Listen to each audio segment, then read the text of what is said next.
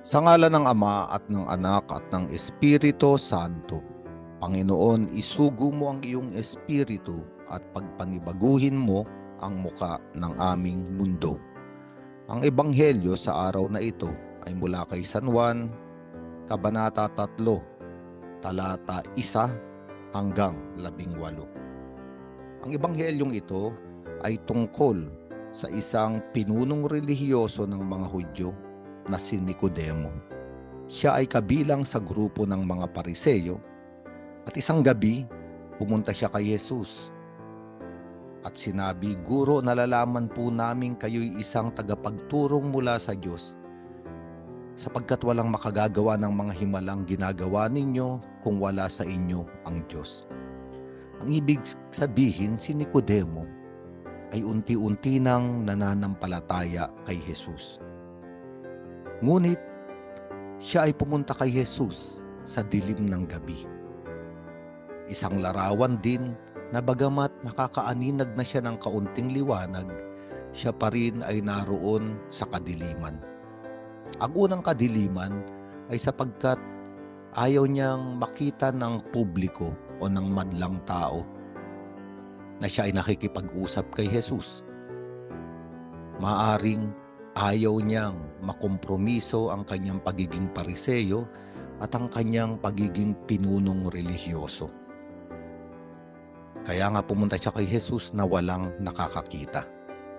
Isang taong nasa pagitan ng dilim at liwanag.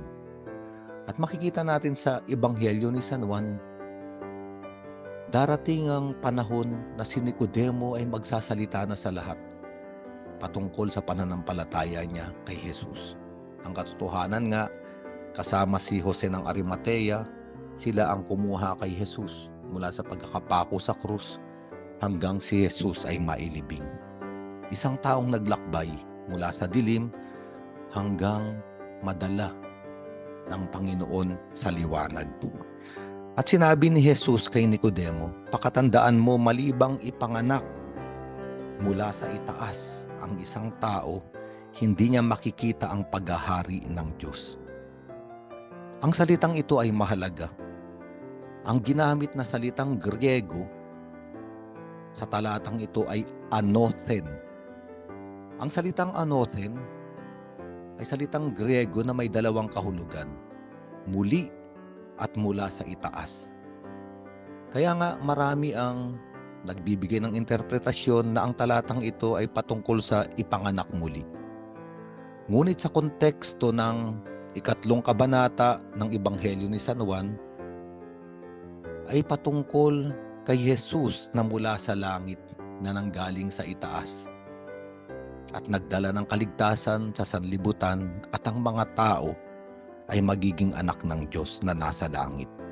Kaya nga, mas mabuti at mas tama na ang salita na gamitin sa talatang ito ay ipanganak mula sa itaas.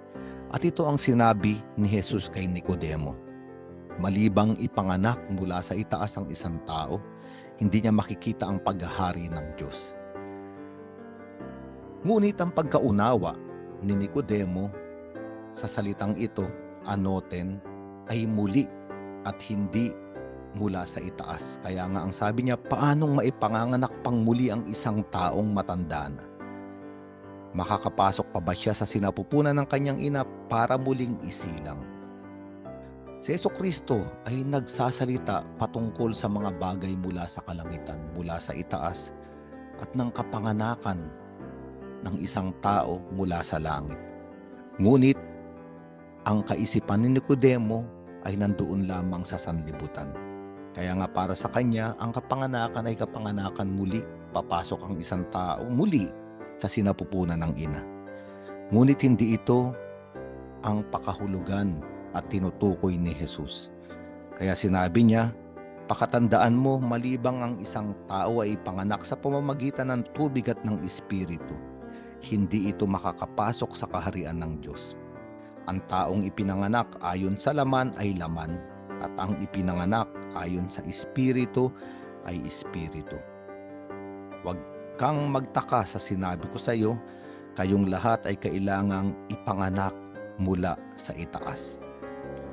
Napakagandang salita sapagkat lahat tayo na nilalang ng Diyos ay mga anak ng Diyos sa pamamagitan ni Hesukristo. Ito ang misyon at layunin ng pagbaba ni Hesukristo mula sa kalangitan upang ang bawat tao ay maging anak ng langit, maging anak sa espiritu ng katotohanan. At sino ba ang taong ipinanganak sa espiritu na regalo ng kalangitan? Ang taong ito ay ang taong sumusunod sa kalooban ng Diyos. Isang taong naranasan ang muling pagkabuhay ng Panginoon. Narito pa rin tayo sa panahon ng muling pagkabuhay ng Paskwa ng Panginoon. Ang taong ipapanganak muli sa tubig at espiritu ay ang taong ipinanganak mula sa itaas. Yung lumang buhay ay kanyang iniwan, siya ngayon ay tumatahak sa bagong buhay. Yung lumang nakaraan na buhay ng kasalanan ay hinugasan ng tubig at ng espiritu ng pagpapatawad. At ang taong ito ay tumanggap ng isang bagong paglikha. Ang taong ito ay nilikha muli, kaya hindi na siya nilalang na makasanlibutan, siya na ay nilalang para sa kalangitan. At lahat tayo ay inaanyayahan na ipanganak mula sa itaas. Ang taong may espiritu ng Diyos ay may mata ng kalangitan. Hindi niya binabasa ang kanyang kasaysayan, ang mga nagaganap at nangyayari sa kanyang buhay sa mata lamang ng makalupang pananaw. Sapagkat ang isang taong makalupa lamang ang interpretasyon sa buhay ay isang taong nasa panganib ng kabiguan, sapagkat hindi niya mauunawaan ang nangyayari. Hindi niya mauunawaan bakit may mga krus at hilahil sa kanyang buhay na pinagdadaanan. Ngunit ang isang taong ipinanganak mula sa itaas ay may mata ng kalangitan. Nauunawaan niya na sa bawat pangyayari, sa bawat detalye ng pang-araw-araw na buhay ay nagsasalita ang Diyos. Kinakausap siya ng Diyos. Kaya nga sa araw na ito, kung mayroong problema sa tahanan, may kahirapan sa salapi o sa kalooban, ang isang taong pinanganak mula sa itaas ay may mata ng Diyos, mata ng pananampalataya. Ang unang sasabihin ng isang tao, ng isang Kristiyano, anong sinasabi sa akin ng Diyos sa pangyayaring ito? At alam ng isang Kristiyano, ng isang taong ipinanganak mula sa itaas, na sa bawat pangyayaring ito ay may mabuting dahilan ng Diyos. At ang dahilan ng Diyos ay palaging dahilan ng pag-ibig at layunin ng kaligtasan. Anyayahan natin ang banal na espiritu sa araw na ito upang tulungan tayong ipanganak mula sa itaas, maging mga nilalang ng kalangitan, magkaroon ng espiritu ni Hesukristo ang ating Panginoong muling nabuhay. Sa ngalan ng Ama at ng Anak at ng Espiritu Santo.